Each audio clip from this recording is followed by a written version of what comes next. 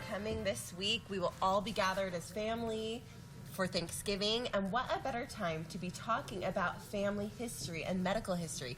We have Lupe Cruz here. She is here with LDS Hospital. Sorry, my mic is she's a certified nurse and a midwife there, and I love this topic because you really do, while you have everybody in one place, need to chat about your health. Yes. Especially when it comes to diabetes. 30 million children and adults in our country have diabetes. I thought this was so interesting too. 9 out of 10 of us don't know we have it. How is that possible? Well, you know, it's not something that you suddenly get sick.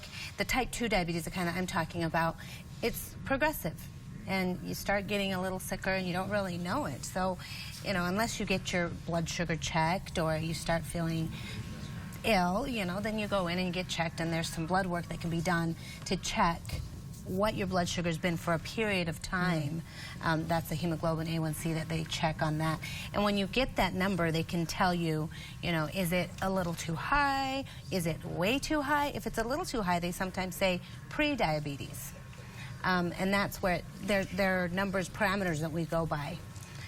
Well, an important thing to find out what your risk factor is for this is knowing your family history of the disease. Right. So that's why you guys, LDS Hospital, came saying, if you're going to be together with family this week, here are some important questions that you could be asking. So what are the questions we need to be asking? So finding out if someone in your family has diabetes, and who, you know, you want to know who's got it, what's going on. Are you talking immediate family, or even this is cousins, this is grandma and grandpa? Immediate, your parents, grandparents. Parents, grandparents. Okay, what about then? Should you ask them how or when they found out?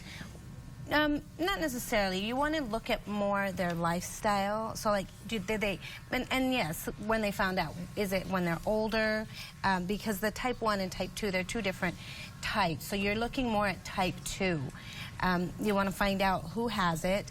Has anyone in your family ever been told that they needed to lose weight in order to prevent it, or that they're overweight? That they have pre-diabetes. Again, that's where you're falling in that range where it's getting too high, but not quite diabetes yet. Or if your mother had gestational diabetes, and that's the diabetes that you get when you're pregnant. I'm about to do that 28 week. That's my next appointment, is getting the glucose drink and drinking it. And so how does that affect people's chances of getting diabetes? If you have gestational diabetes, it predisposes you. So you have a higher risk of having it later on in life if you do get diagnosed. So once I know if mom has diabetes or had gestational diabetes, or say my sister did, what do I do next? What does that mean for me? So that just puts you at a little bit higher risk. So you're going to want to be more aware of how you're eating, how often you exercise, portions, you know. So what goes in, you know, you got to balance it with exercise, and a lot of people don't.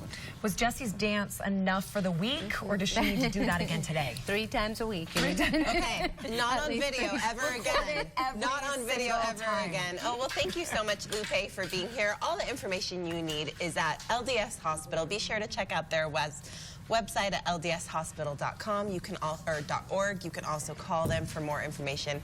They're the best. They'll answer any of your questions. Thank you for being here.